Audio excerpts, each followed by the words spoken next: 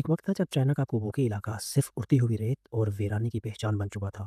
हर साल रेगिस्तान थोड़ा और बढ़ता और उसके साथ ही खेती की ज़मीन भी आहिस्ता आहिस्ता गायब होती जा रही थी।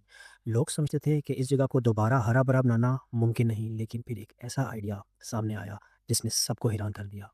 दुनिया के कई मुल्कों में खरगोश मुसीबत समझे जाते हैं। ऑस्ट्रेलिया में भी उनकी बेपनाह तादाद और माहौल और फसलों को बहुत नुकसान देने की वजह से खतरा समझा जाता है। लेकिन चाइना ने इसी जानवर को एक बिल्कुल मुख्तलिफ नज़रिए से देखा। वहाँ उन्हें तबाही नहीं बल्कि एक सलूशन के तौर पर देखा गया। सबसे पहले रेगिस्तान की रेत को रोकना ज़रूरी था। इसीलिए कुछ इलाकों में सूखी झाड़ियाँ और लकड़ियाँ इस तरह बिछाई गई कि हवा सीधी रेत को उड़ाकर लेकर जा ना सके।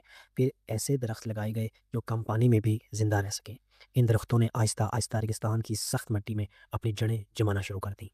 शुरू में लोग इस प्रोजेक्ट को सिर्फ पैसे और वक्त का ज़िया समझते रहे। रेगिस्तान में हरियाली लाना कोई आसान बात नहीं, लेकिन चंद साल बाद मंजर ही बदलना शुरू हो गया। कुछ के करीबी इलाकों में हवा कम और कुछ में तेज़ महसूस होने लगी और मिट्टी पहले से ज़्यादा स्टेबल नजर आने लगी। फिर एक और चैलेंज सामने आया। दरख्तों की बेहतर ग्रोथ के लिए उनकी नरम शाखों को हटाना ज़रूरी था ताकि दरख्त अपनी जड़ों पर फोकस करके रेत को पकड़ी रखे। रेगिस्तानी इलाके में जहाँ पे गर्मी और मुश्किल हालात से लड़ना पड़ता है, वहाँ पे ये काम इंसानों के लिए करना बहुत मुश्किल और महंगा था। इसी जगह एक और आइडिया माइंड में आया और वहाँ पे रेक्स खरगोश को इंट्रोड्यूस करवाया गया। लाखों खरगोशों को इन दरख्तों के दरमियान छोड़ दिया गया। ये खरगोश नेचुरली दरख्तों की नई कोंपलें और नरम पत्तियां खा लिया करते थे। इससे दरख्त की सारी एनर्जी सीधा उसके मजबूत तने और असल ग्रोथ पर लगती थी। यानी बिना मशीन और मजदूर के खरगोश खुद दरख्तों की नेचुरल ट्रिमिंग कर रहे थे। आहिस्ता आहिस्ता इसका असर ज़मीन पर भी नजर आने लगा। दरख्तों की जड़ें मिट्टी को पकड़कर रेत को उड़ने से रोकने लगी।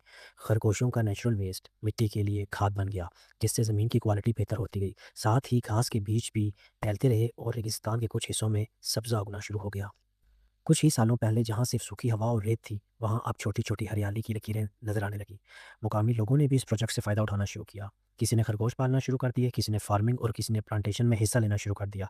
यानी माहौल के साथ साथ लोगों को रोज़गार भी मिलने लगा।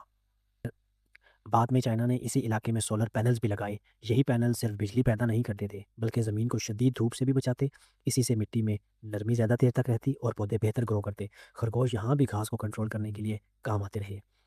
इस पूरी कहानी की सबसे इंटरेस्टिंग बात यह है कि किसी जानवर को दुनिया के कुछ हिस्सों में प्रॉब्लम समझा गया, उसी को चाइना ने एक सिस्टम का हिस्सा बनाकर रेगिस्तान को बदलने में इस्तेमाल कर लिया। कुबोकी की ये कहानी सिर्फ खरगोशों या दरख्तों की नहीं, बल्कि सोच बदलने की मिसाल है। कभी कभी फितरत को हराने के बजाय उसके साथ मिलकर काम किया जाए तो वही काम भी मुमकिन हो जाता है जो पहले नामुमकिन सा लगता है।